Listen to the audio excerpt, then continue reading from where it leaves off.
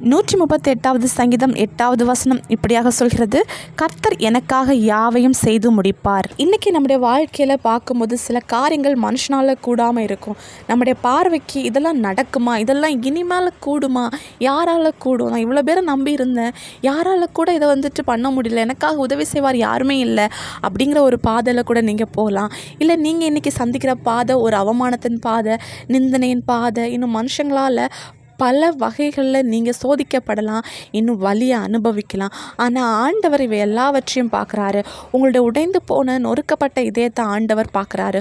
உங்களுக்காக மனுஷன் வராமல் இருக்கலாம், நீங்கள் நம்பினவங்க உங்களை கைவிடலாம், ஆனால் உங்கள் சார்பில் உங்கள் பக்கம் நிற்கிறதுக்கு ஆண்டவர் இருக்கிறாரு. ஆண்டவரால் கூடாதது ஒன்றுமே இல்லை. எது இம்பாசிபிள் மனுஷங்க சொல்கிறாங்களோ அதை ஆண்டவரால் பாசிபிளாக மாற்ற முடியும்.